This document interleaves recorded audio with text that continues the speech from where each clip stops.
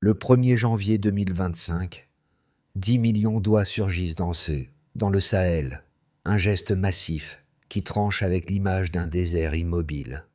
L'initiative, voulue par Ibrahim Traoré, défie les attentes en opposant l'aridité extrême à une armée d'oiseaux censée réveiller des sols réputés morts.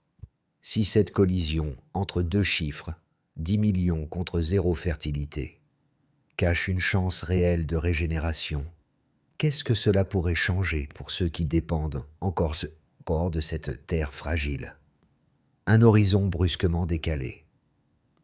Le projet Aile du désert n'est pas seulement une opération écologique inhabituelle.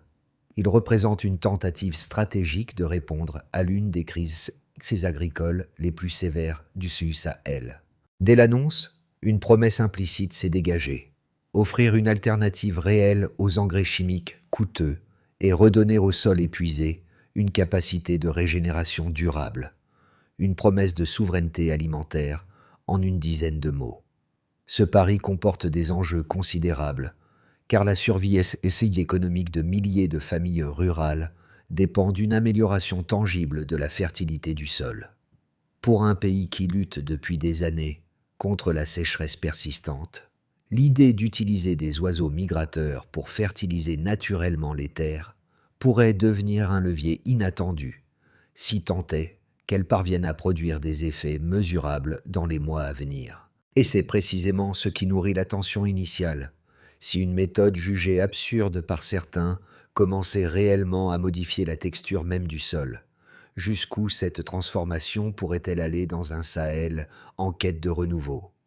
Micro-hook. Les premières analyses de terrain ont révélé un fait inattendu. Dans certaines zones, la matière organique du sol avait augmenté d'environ 30%, seulement quelques semaines après le lâcher massif d'houille. Ce mini-reveal, publié discrètement par les équipes scientifiques, a pris à revers ceux qui affirmaient que l'initiative d'Ibrahim Traoré ne produirait aucun effet mesurable. À partir de là, le contexte se recompose progressivement.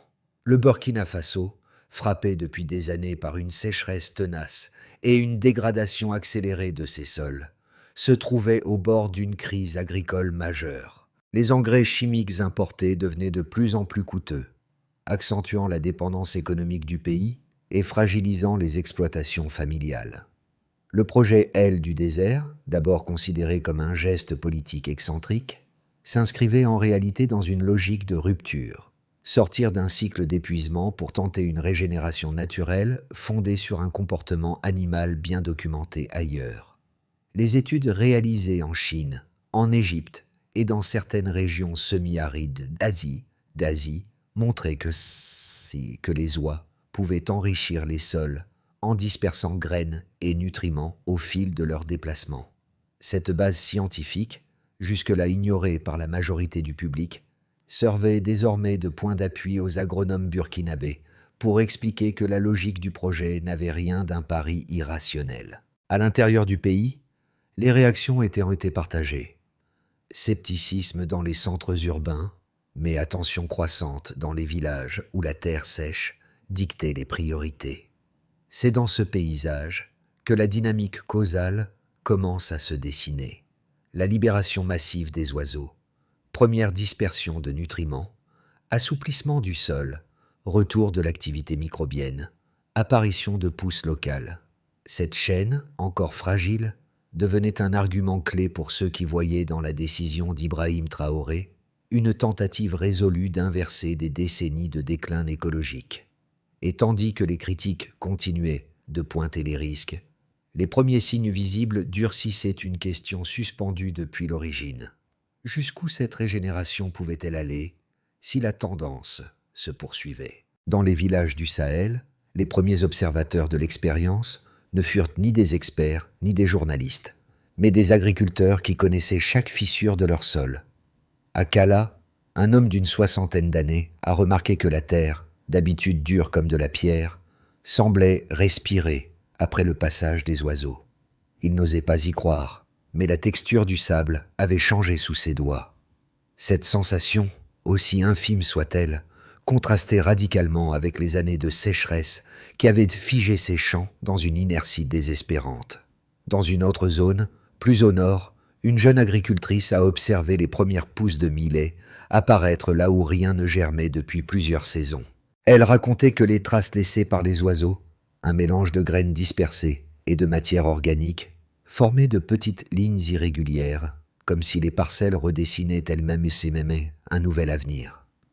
Ce témoignage, relayé par une radio communautaire, a circulé de village en village, nourrissant une curiosité silencieuse mais persistante. Les équipes locales de biologistes ont confirmé que ces impressions n'étaient pas de simples illusions. En analysant plusieurs zones témoins, ils ont mis en évidence une activité microbienne plus dense, signe d'un sol en train de se réactiver. Leur prudence restait intacte, mais ces microsignaux donnaient au projet une profondeur nouvelle. Ce n'était plus seulement un pari conceptuel, mais un phénomène mesurable sur le terrain. Et pour beaucoup de familles rurales, cette évolution soulevait une interrogation simple, presque instinctive. Et si la Terre pouvait vraiment revenir? Le déclencheur survient dès l'aube du 1er janvier 2025. Les ordres sont donnés, les convois se forment, les équipes militaires s'activent. Tout commence par une logistique millimétrée. Recenser les zones arides, identifier les points d'eau potentiels, calculer les trajectoires sans de lâcher. Le plan, imaginé et validé par Ibrahim Traoré, repose sur une idée simple. Saturer le Sahel d'oie pour réamorcer les sols. La mécanique est rapide, presque brutale. Les premiers camions quittent Ouagadougou en silence. Des cages en bois s'entassent dans les soutes des avions. Les hélicoptères décollent par vagues successives. Les équipes au sol coordonnent chaque mouvement, chaque halte, chaque déploiement. La moindre erreur pourrait disperser les oiseaux trop tôt ou dans une zone non prévue. Le 10 janvier, le premier lâcher massif se produit. Le ciel se remplit d'un nuage blanc mouvant. Les journalistes filment, les villages observent, les critiques s'enflamment. Puis survient le moment de bascule. L'envol se répète, encore et encore. 10 millions d'oies s'étendent progressivement dans la savane sèche. Vient alors le point haut de la séquence. Les médias étrangers se moquent ouvertement. Les titres fusent. Anaphore. Il rient du projet. Il rient de l'idée. Il rient du pays. Mais sur le terrain, l'écho est plus nuancé. Les premiers signes de changement apparaissent dans certaines parcelles. Les villages commencent à apporter des observations contradictoires. Ici, la terre semble s'assouplir. Là-bas, rien ne bouge. Plus loin, quelques pousses vertes émergent. La confusion devient palpable. En février, les équipes du ministère de l'Agriculture lancent une mission d'évaluation. Les agronomes prélèvent les premiers échantillons. Les biologistes observent une hausse de l'activité microbienne.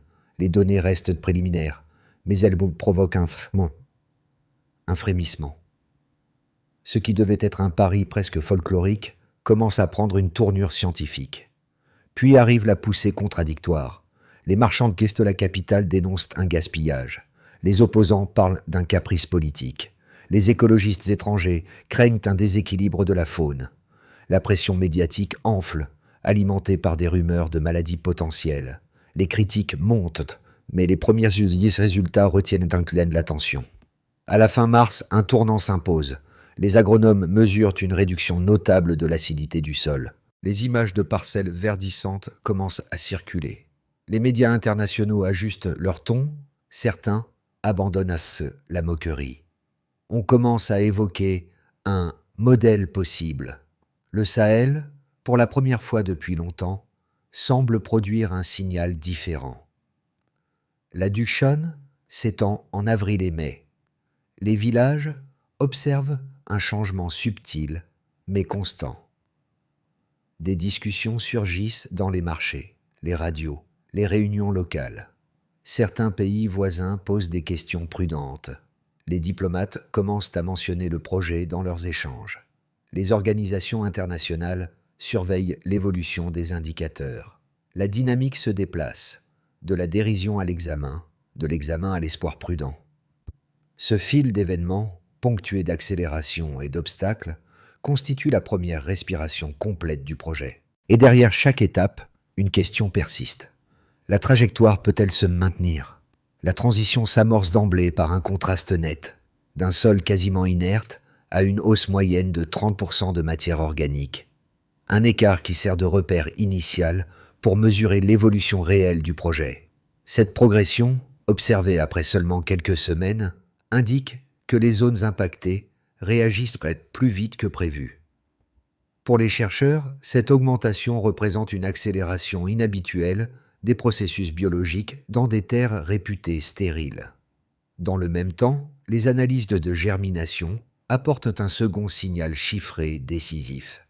Les parcelles touchées affichent une amélioration d'environ 40% de la germination spontanée, notamment pour le millet et le sorgho, deux cultures essentielles dans les environnements arides. Ce gain, constaté par comparaison directe avec les zones témoins, montre que les sols retrouvent une capacité d'accueil fonctionnelle. Les biologistes y voient la preuve qu'un cycle végétatif peut réellement redémarrer. Un troisième indicateur vient compléter ce tableau naissant. Une réduction d'environ 20% de l'acidité du sol, mesurée dans les secteurs où les oies se sont déplacées le plus fréquemment. Cette diminution modifie la disponibilité des nutriments et améliore la dynamique microbienne. Les agronomes soulignent que cette baisse ouvre la voie à une fertilité durable. À partir de ces trois repères, le cadre d'analyse se structure. Les équipes scientifiques, autrefois prudentes, commencent à établir une chronologie des faits, dépôt de matière organique, réveil microbien, assouplissement des sols, germination accrue. Chaque palier est encore fragile, mais leur enchaînement forme un schéma cohérent dans un environnement où tout semblait figé. Les chercheurs insistent pourtant sur la nécessité de replacer ces données dans leur temporalité exacte, car les variations saisonnières du Sahel peuvent vite brouiller les observations. Les premiers du rapport économique suivent la même logique progressive. En comparant les dépenses des agriculteurs des zones expérimentales avec celles des régions voisines, les experts estiment une réduction potentielle de 30 à 40% des coûts d'engrais chimiques d'ici 2 ans si la tendance se maintient. Cette estimation, bien que conditionnelle, révèle un impact budgétaire direct pour des exploitations familiales souvent proches de la rupture financière. Les économistes soulignent que cette marge de manœuvre pourrait être réinvestie dans l'irrigation ou dans la rénovation des infrastructures locales. En parallèle, la capacité d'adaptation des oiseaux constitue un point d'analyse inattendu. Les déplacements des oies, suivis par GPS dans certaines zones pilotes, montrent qu'elles parcourent de longues distances sans baisse notable de vitalité. Leur comportement contribue à étendre progressivement le périmètre fertilisé, même si cette expansion demeure irrégulière et dépendante des ressources en eau. Les biologistes rappellent que cette résilience ne garantit pas l'absence de risque, mais qu'elle renforce la pertinence écologique du projet. Enfin, l'ensemble de ces chiffres, dispersés mais convergents, oblige les équipes de suivi à réviser leur grille de lecture initiale. Ce qui était perçu comme une expérimentation marginale commence à ressembler à une mécanique plus large, celle d'un sol capable de répondre, même légèrement, à une stimulation organique répétée. Les résultats restent préliminaires, mais les premières données suggèrent qu'une fenêtre de transformation s'est ouverte. Étroite, certes, mais bien réelle. Les critiques du projet Ale du désert se sont rapidement structurées autour de 2 inquiétudes majeures. La première concerne le risque écologique. Introduire massivement une espèce dans une zone fragile pourrait perturber les équilibres naturels. Certains redoutent l'apparition de maladies aviaires, la concurrence avec la faune locale ou encore la surpopulation animale dans des régions où les ressources en eau restent limitées. Pour ses opposants, l'audace du projet ne compense pas l'incertitude écologique qui l'entoure. La seconde critique repose sur une idée plus économique. Les ressources mobilisées pour transporter et relâcher des millions d'oies auraient pu être utilisées pour renforcer l'irrigation, subventionner les engrais ou moderniser les outils agricoles. D'après ce point de vue, l'expérience détourne des moyens précieux au profit d'une stratégie perçue comme trop expérimentale pour un pays confronté à une urgence structurelle. Certains marchands des grandes villes ont même accusé les autorités d'avoir sacrifié un potentiel revenu commercial, les oiseaux pouvant être vendus sur les marchés locaux. Pourtant, les arguments des défenseurs du projet s'appuient sur des données tangibles et des précédents internationaux. Les expériences menées en Chine, en Égypte et dans certaines zones semi-arides d'Asie démontrent que l'utilisation contrôlée des oies a déjà permis d'enrichir les sols, de lutter contre certains parasites et d'augmenter la productivité agricole. Les premiers résultats burkinabés, hausse de la matière organique, germination spontanée améliorée, réduction de l'acidité, forment un socle mesurable qui infirme partiellement les prédictions les plus pessimistes. Les chercheurs locaux ajoutent un élément décisif. Les oies ne sont pas introduites de manière anarchique, mais par phase, sous surveillance permanente, avec des relevés réguliers sur la dynamique des sols et l'état des écosystèmes. Cette méthode progressive permet d'ajuster le projet avant que des déséquilibres durables ne se produisent. Les analyses préliminaires montrent d'ailleurs que les bénéfices observés ne se font pas au détriment des espèces locales. Dès lors, une question persiste, plus exigeante que les débats initiaux. Et si les risques redoutés n'étaient pas aussi déterminants que les opportunités mesurées sur le terrain? Un signal inattendu surgit. En juillet 2025, les images prises par les équipes scientifiques montrent des zones jusque-là totalement stériles où apparaissent des filaments verts, minces mais indéniables. Ces clichés, d'abord partagés en interne, commencent sans à circuler dans les réseaux agricoles, créant une onde sourde d'étonnement. Les agronomes confirment qu'il ne s'agit pas d'un effet isolé, mais d'un motif récurrent dans plusieurs secteurs du Sahel.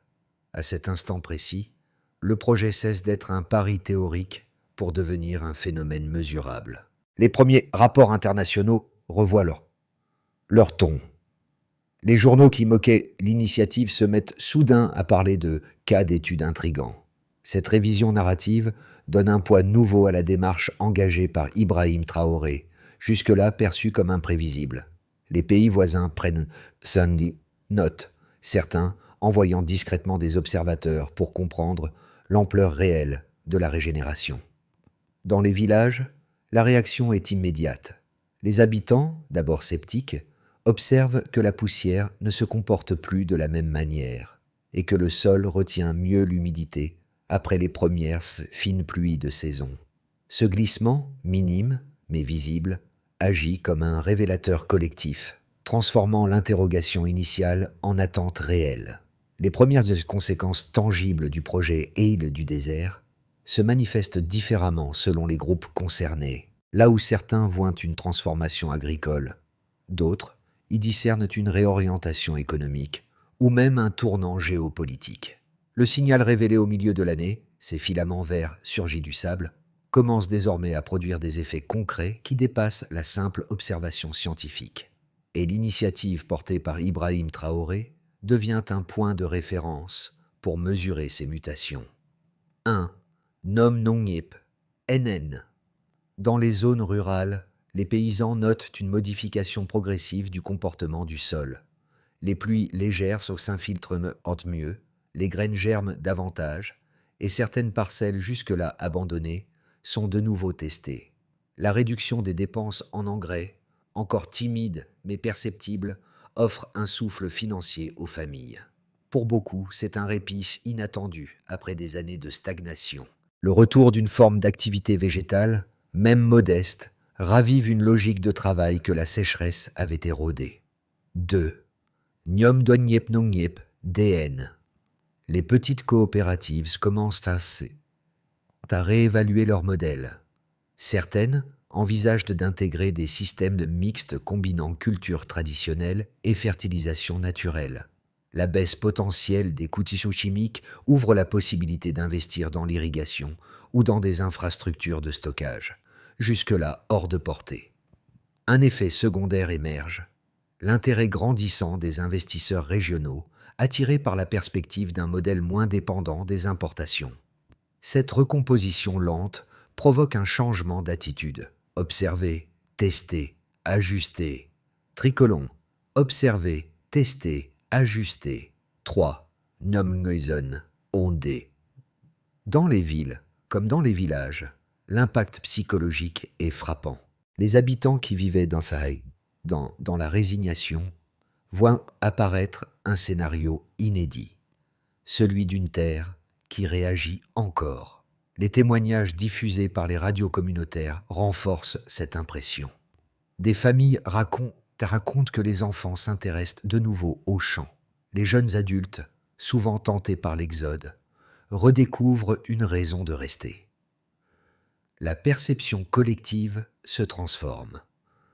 Ce qui semblait impossible quelques mois plus tôt devient un horizon acceptable, voire désirable. 4. Nom Kuvuk Kwokte. Kwokte, Kéivé. Au-delà des frontières, le Sahel observe attentivement. Le Mali, le Niger et d'autres pays voisins envoient des émissaires pour comprendre le protocole exact. Les organisations internationales réexaminent leurs analyses initiales, passant de la moquerie prudente à la curiosité méthodique. Les premiers chiffres relayés par les équipes burkinabè, matière organique en hausse, acidité en baisse, germination accrue, deviennent des indicateurs à suivre. Politiquement, l'initiative renforce la position du Burkina Faso dans les discussions régionales sur la souveraineté alimentaire. La démarche associée à Ibrahim Traoré est désormais perçue comme un laboratoire à ciel ouvert pour tout le Sahel. À travers ces 4 groupes, un même fil narratif apparaît. Le projet n'en est plus à l'étape de la spéculation. Les effets, encore fragiles, dessinent néanmoins une dynamique réelle. Et si ces premiers signaux se poursuivent, les prochains mois pourraient sceller le passage d'une intuition audacieuse à une transformation durable. Les prochains mois s'annoncent déterminants pour le projet Ale du désert. Les données déjà recueillies ouvrent 3 trajectoires possibles, chacune dépendante de variables encore instables. Les précipitations, la résilience des sols, la gestion des populations d'oies et la capacité des communautés à s'adapter aux méthodes nouvelles. Dans ce paysage encore mouvant, les observateurs tentent de dresser des scénarios à court et moyen terme, prudents mais structurés. 1. Scénario de base. Continuité prudente. Dans cette projection, les résultats positifs se maintiennent à un rythme modéré. Les sols poursuivent leur amélioration graduelle, sans bond spectaculaire, mais avec une constance suffisante pour convaincre les agriculteurs les plus sceptiques. Les coopératives renforcent leurs essais et les dépenses en engrais diminuent progressivement. Les premières infrastructures de soutien, étangs artificiels, points d'eau, micro-formations techniques, commençant à se mettre en place. La dynamique reste fragile, mais elle devient assez stable pour envisager un élargissement limité des zones pilotes. 2. Scénario optimiste. Expansion régionale contrôlée. Les indicateurs s'améliorent plus vite que prévu. Germination accrue, sol assoupli dans de nouvelles zones, regain d'activité microbienne soutenu par les premières pluies saisonnières. Plusieurs pays du Sahel observent les résultats et amorcent leurs propres essais à petite échelle. Le Burkina Faso devient alors un point nodal pour une coopération agricole régionale fondée sur la fertilisation naturelle. Les coopératives locales attirent les partenaires techniques, les agriculteurs bénéficient de formations spécialisées et une économie rurale renouvelée commence à prendre forme. Ce scénario repose toutefois sur une condition majeure, maintenir un contrôle strict des mouvements d'oies pour éviter les dérives écologiques. 3. Scénario pessimiste, rupture écologique ou climatique. Une sécheresse prolongée, une maladie aviaire ou une mauvaise gestion des populations d'ouïe pourrait inverser la courbe actuelle. Les sols redeviendraient vulnérables, les villages perdraient confiance dans le modèle, et les critiques retrouveraient de la vigueur. Un tel basculement entraînerait un recul économique immédiat. Retour aux engrais coûteux, chute des expérimentations, pression accrue sur les budgets agricoles. Les équipes scientifiques peineraient alors à défendre le projet face aux inquiétudes locales et internationales. À travers ces trois scénarios, une recommandation intellectuelle s'impose. Ne pas regarder le projet comme un miracle soudain, mais comme un système dynamique soumis à des conditions changeantes, à observer, à mesurer, à ajuster. Dans les villages comme dans les quartiers urbains, le projet L du désert ne se résume plus à une expérience lointaine. Il s'immisce désormais dans la vie quotidienne. Pour certains, il représente une possibilité concrète d'alléger les dépenses agricoles qui pesaient lourdement sur le budget familial. Pour d'autres, c'est une fenêtre psychologique, un rappel que les cycles naturels peuvent encore offrir des issues même après des années de sécheresse. La simple idée que le sol puisse réagir agit comme un souffle discret, presque intime. Les parents constatent que leurs enfants posent davantage de questions sur les champs, sur les graines, sur la terre. Ils y voient le signe qu'un lien ancien, longtemps rompu, commence à se retisser. Une métaphore légère s'impose d'elle-même, comme une fissure qui laisse passer la lumière. Les premières pousses vertes rouvrent un imaginaire que le sable avait enseveli. Dans les marchés, les conversations ne portent plus seulement sur les prix ou la météo, mais sur les zones où la germination semble progresser. Les radios locales relaient des témoignages qui circulent ensuite dans les communautés. Certains racontent que les terres retiennent mieux l'humidité. D'autres remarquent que les premières pluies ont une odeur différente, comme si la poussière n'était plus la même. Rien de tout cela n'est encore décisif, mais ces micro-perceptions suffisent à modifier les attentes collectives. Pour le public qui observe de loin, l'impact le plus profond est sans doute ce changement de posture. Au lieu d'attendre un secours extérieur, de nombreux habitants se demandent ce qu'ils peuvent faire pour soutenir l'effort local. L'idée d'un avenir modelé par des solutions ancrées dans le territoire prend doucement racine, et chacun découvre qu'il existe encore une place à tenir dans la transformation du Sahel. La phase suivante exige une organisation plus précise. Les premiers résultats ont montré un potentiel réel, mais leur maintien dépend désormais de plusieurs actions coordonnées. L'équipe scientifique et les autorités locales, avec l'appui stratégique d'Ibrahim Traoré, doivent structurer la suite selon une logique claire. Agir tôt, mesurer souvent, ajuster vite. 1. Gestion des populations d'oies. Des unités de suivi régionales sont déployées pour contrôler les déplacements, éviter les concentrations excessives et repérer les signes de stress écologique. Les relevés hebdomadaires permettent de comparer densité animale et réaction des sols afin d'ajuster les zones de déploiement. Cette étape limite les risques évoqués dans les scénarios prudents. 2. Renforcement de l'infrastructure hydrique. Des points d'eau artificiels sont installés dans les zones critiques afin de stabiliser la mobilité des oiseaux et de prévenir des écarts imprévisibles liés à la sécheresse.